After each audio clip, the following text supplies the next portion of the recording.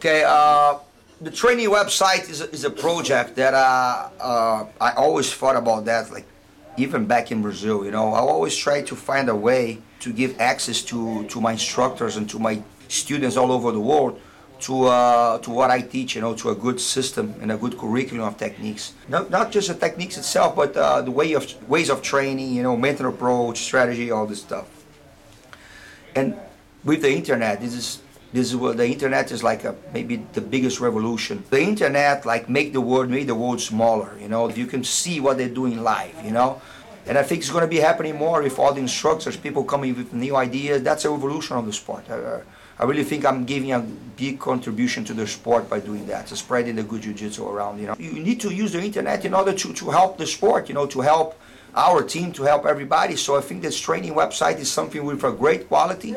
I would never do something with poor quality. I don't want my name in the mouth of the dogs, you know what I mean? I want to make sure that I do something with quality, and I'm really you know, impressed, and I'm really happy with the results of this website. I think it's like the best website training tool that I've ever seen, you know. I've seen other great ones, but the weak points, the weak spots of the other, Justin from Humankind, my partner on that, made sure that this holes on the other websites doesn't happen in ours.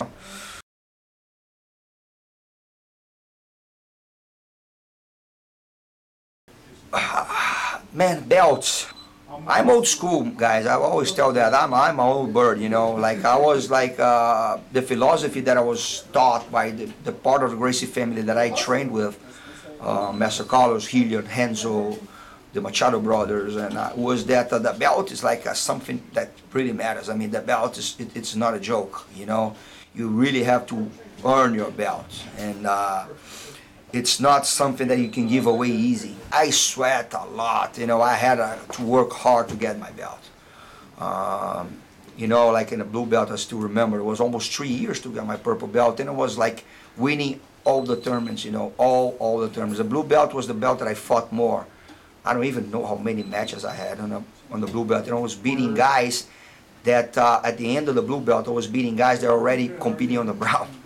And I still got in the blue belt. And a lot of people, even I remember Grandmaster Carson, we miss him, Carson Gracie, was telling him one day, I remember, it was actually I think my last tournament on the blue belt.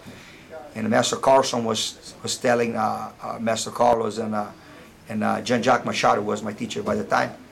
This is a shame. How can you leave this kid on a blue belt? This is a shame. This is cheating.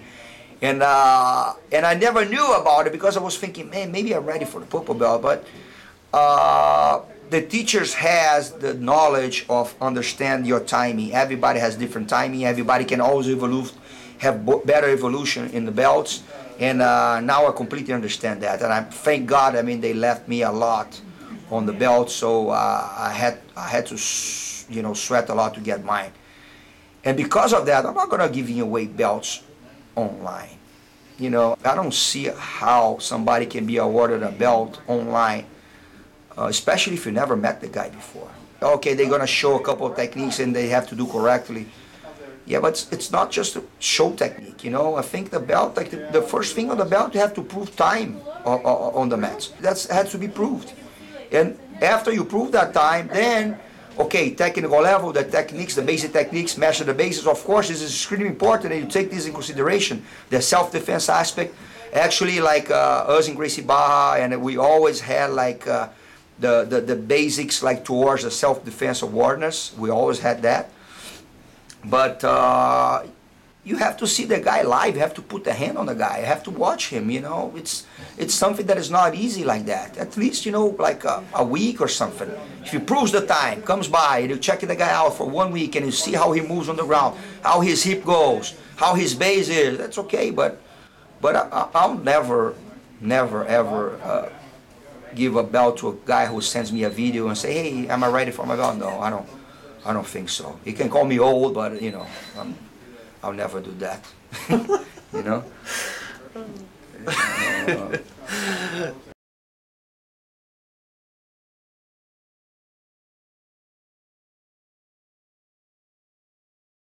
Oh,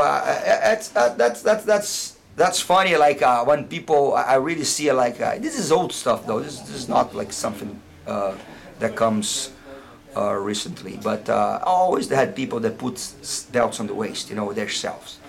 And now what you see a lot is like people who puts like stripes on the black belt on their waist. You know, that's funny, you know, actually, because we always tell like good stories in Jiu-Jitsu about the guy who, for example, the guy was traveling abroad, you know, to go to the U.S. to teach, you know. He did the check-in in Brazil as a blue belt. After he was inside the plane, he was a purple. During the flight, he got awarded a brown, and after he did the immigrations and he cleared in customs, he was a black. You know what I mean? It happened before, guys, you know. It's kind of like, I don't know, it's kind of ridiculous, you know, I think, and something that somebody will always throw in your face, you know. That's going to be something that's going to be like a skeleton in the closet, you know, and people are going to say, okay, you tough, but, you know, this happened, you know, you travel like a blue and you got a black. So, thank God I don't have that, you know. I sweat my ass off to get my belts, you know. I never put a stripe on my belt. Actually, who put the stripe on my belt was my master, Carlos Gracie Jr., and the Federation, you know. It was funny because there was a case that I was talking to this guy. This guy's like a nice guy, you know, a good guy. A guy that I competed a couple of matches before. And I got the black belt maybe like 1.5 years, 2 years before him. And I had like 2 stripes on my black belt. And he had already 3. So I was like, that's funny because, you know, I got my black belt before him. And he's a good guy, so I have like I can talk to, have intimacy to talk to him and say, hey man, you know, how the hell can you be 3 stripes and I'm 2 if I got my black belt before you? He goes like that, man, in America times goes faster. So I said, oh man. But anyways, I think that's something that it can be thrown in your face later, so I prefer not to do it. I prefer to go by the books, you know. So I have my 4 stripes, and these 4 stripes are actually due before, but I never really paid attention on that. I had 3 stripes, and I remember Professor Flavio Almeida, great guy, you know, from Gracie Barra. He came to teach a seminar here in Texas at my school, and he had 3 stripes, and he looked at me, he said, Professor, how come I be 3 stripes and you're 3 stripes? I said, yeah, that's a good question because I remember you were like a blue belt or purple belt. He said, no, that's something wrong. So we counted the time and it was due like 1.5 years ago. So they said, okay, when you go to California, you're going to do like the thing, the promotion. It was really cool. So, you know, that's what I think. I think you should like, the belt is a consequence, not a, you know, you don't need to rush things out.